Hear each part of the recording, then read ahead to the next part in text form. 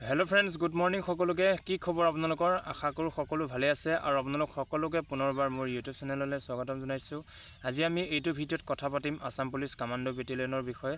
তো বহুতেই কমেন্ট কৰি সুধি আছিলে দাদা কমান্ডোৰ ওপৰত কাট অফৰ ভিডিঅ' লাগে, কমান্ডোৰ কাট অফ ফিজিকেলৰ কাট অফ ডিস্ট্ৰিক্ট ওয়াইজ কাটিবনে বা অল আসাম কাটিব তাৰ ওপৰত ভিডিঅ' বনাবলৈ কৈ আছিলে। আৰু যেহেতু আপোনালোকে গম পাইছে এতিয়া সাইকোমেট্ৰিক টেষ্টলে বেছি সময় নাই, মানে ভাইভা টেষ্টলে বেছি সময় নাই, গতিকে কিমান মাৰ্কস পালে ভাইভা টেষ্টলে মাতিব পাৰে বা মাতিব, মই ইমান মাৰ্কস পাইছো মোক মাতিবনে নাই, তো বহুতৰে কনফিউজন লাগি আছে। গতিকে তাৰ ওপৰত আমি ফুল ডিসকাস কৰিম, গতিকে ভিডিঅ'টো শেষলৈকে চাব।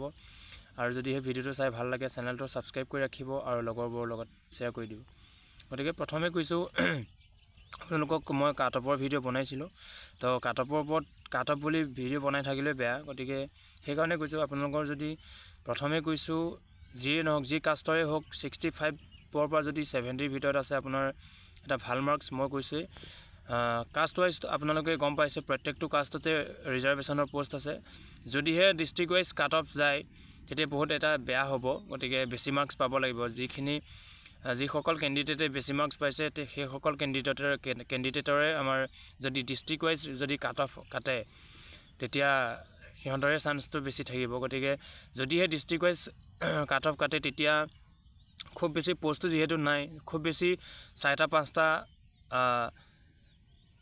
মাতিব, গতিকে 4-5টাহে মাতিব। যদি 4-5টা মাতিব মানে 4টা পোষ্ট থাকিলে, যদি 4টা পোষ্ট থাকে বা এখন ডিস্ট্ৰিক্টত 5টা পোষ্ট থাকিলে 10জন ক্যান্ডিডেটক মাতিব, বা 4টা পোষ্ট থাকিলে 8জন ক্যান্ডিডেটক মাতিব, তেনেকুৱা হ'ব। গতিকে যদি অল আসাম মাতে অল আসাম মাতিলেতো ভালেই। গতিকে সেইটোৱে কৈছো যদি ডিস্ট্ৰিক্ট ওয়াইজ কাটে তেতিয়া যদি 4টা বা 5টা পোষ্ট থাকে 8জন বা 10জন মাতিব, গতিকে তেতিয়া এখন ডিস্ট্ৰিক্টৰ টপ 8জন বা 10জনকহে সিলেক্ট কৰা হ'ব সাইকোমেট্ৰিক টেষ্টলে। গতিকে তেতিয়া আমাৰ কাৰণে বেয়া হ'ব, আপোনালোকৰ কাৰণে বেয়া হ'ব। গতিকে অল আসাম যদি কাটে ভাল হ'ব।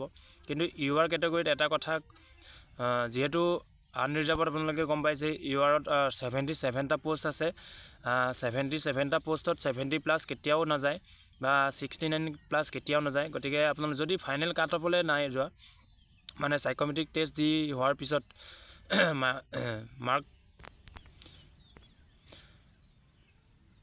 প্লাস কৰাৰ পিছত হেতু ক'বলৈ যোৱা নাই, কিন্তু তথাপিতো ইউআৰ ক্যাটাগৰী বুলি 68 মানৰ পৰা মোৰ মতে মোৰ সম্ভৱ আহিব লাগে, মাতিব লাগে আপোনালোকৰ ইউআৰ ক্যাটাগৰী 68 মানৰ পৰা হ'ব লাগে।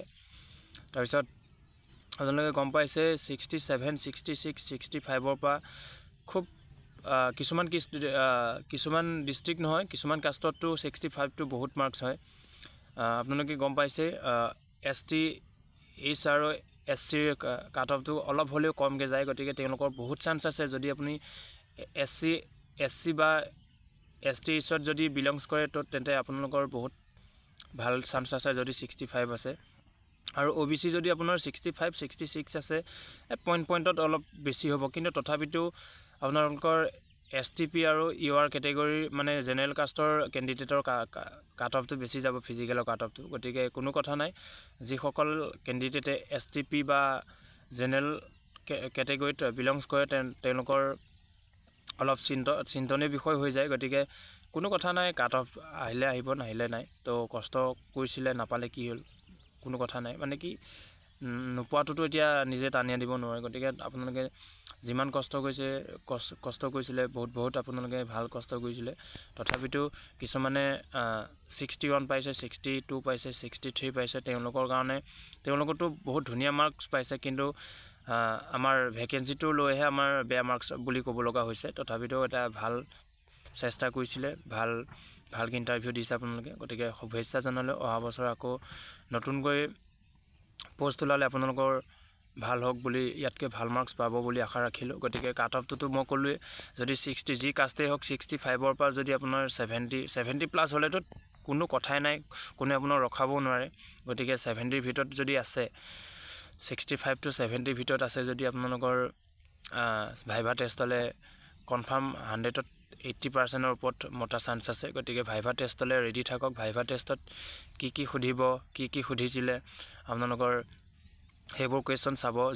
যোৱাবাৰ কেনেকুৱা কোৱেশ্চন সুধিছিলে, বহুত ইউটিউব চেনেলত দি থাকে কেনেকুৱা কোৱেশ্চন সুধিছিলে, বা বহুত যোৱাবাৰ কমান্ডো হোৱা বহুত মানুহ আছে মানে কি ইউটিউবাৰ আছে তেওঁলোকৰ ভিডিঅ' চালেই হ'ল গতিকে ইয়াকে কৈছোঁ আপোনালোকৰ সাইকোমেট্ৰিক টেষ্টৰ নমুনাটো লৈ থাকক এতিয়াৰ পৰা যেহেতু বেছি দিন নাই আৰু এইটো ক'লো কাট অফটো যদি district wise physical cut off কাটে তেতিয়া সবৰে কাৰণে অলপ প্ৰব্লেম হ'ব যেহেতু এখন ডিষ্ট্ৰিক্টত 4টা বা 5টা পোষ্ট দিব গতিকে এভাৰেজ যদি এভাৰেজ সিস্টেমত দিয়ে 4টা বা 5টা পোষ্ট হ'ব তেতিয়া আপোনালোকৰ 8জন বা 10জনকে মাতিব এখন ডিষ্ট্ৰিক্টত গতিকে এখন ডিষ্ট্ৰিক্টত 8জন 10জন মতাটো বহুত মানে একদম মানে গোটেই ভালবোৰ একদম মানে এনেকৈ বাছি নিয়াই হ'ব আৰু এনেকৈ থপিয়াই নিয়া হ'ব মানে বুটলি থপিয়াই নিয়া হ'ব তেনেকুৱা হ'ব গতিকে অল আসাম যদি মাতে তেতিয়া ভাল হ'ব যি কাষ্টে হওক গতিকে যি ডিষ্ট্ৰিক্টে হওক যদি অল আসাম কাটে তেতিয়া কাট অফটো অলপ হ'লে কমিব আপোনালোকৰ কাৰণে বা